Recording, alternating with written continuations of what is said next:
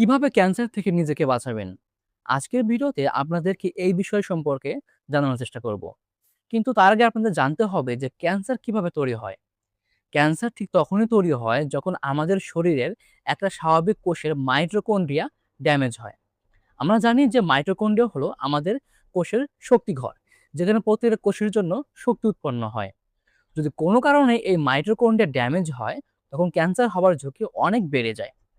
আজকের ভিডিওতে আপনাদেরকে এই ক্যান্সার থেকে নিজেকে বাঁচার জন্য ৫টা টিপস দেব এবং যেটা সুস্থ মাইটোকন্ড্রিয়াকেও সহায়তা করবে।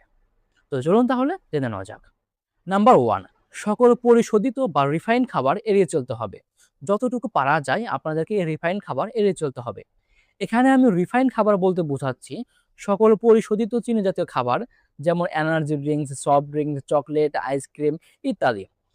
এবং পরিশোধিত কার্বোহাইড্রেট, যেমন সাদা চালের ভাত, সাদা চালের রুটি, পরোটা, পিজ্জা, বার্গার এই জাতীয় খাবার যতটা প্রসেসড বা পরিশোধিত খাবার আছে এগুলো আপনাদেরকে এড়িয়ে চলতে হবে এবং পরিশোধিত বীজের যেসব তেল হয় এখান থেকেও আপনাদেরকে এড়িয়ে চলতে হবে। যতটা সম্ভব প্রাকৃতিক পরিবেশে থাকেন এবং প্রাকৃতিক রোদ পোহান। কারণ আপনার শরীরে যদি পর্যাপ্ত পরিমাণে ভিটামিন ডি থাকে তাহলে আপনি নিজেকে ক্যান্সারের হাত থেকে রক্ষা করতে পারবেন। কারণ তখন আমাদের বডি ইমিউনিটি বা রোগ প্রতিরোধ ক্ষমতা অনেক বেশি শক্তিশালী থাকে।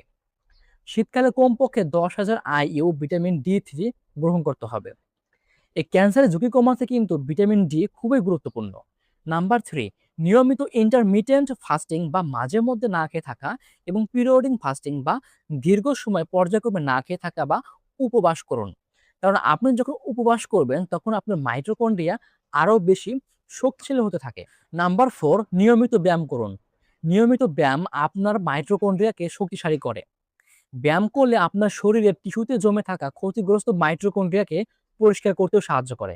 নাম্বার 5, নিজেকে যতটা সম্ভব স্ট্রেস ফ্রি রাখুন। হাঁটাচলা করুন, কোথাও ঘুরতে যান বা প্রাকৃতিক পরিবেশের ভিতরে থাকুন। নেগেটিভ মানুষদের থেকে নিজেকে দূরে রাখুন। সবসময় চেষ্টা করবেন নিজেকে হাসি খুশি রাখার জন্য। তো মোটামুটি যদি এগুলো আপনি মেনটেন করতে পারেন, আশা করা যায় ইনশাল্লাহ যে আপনি নিজেকে ক্যান্সারের হাত থেকে রক্ষা করতে পারবেন।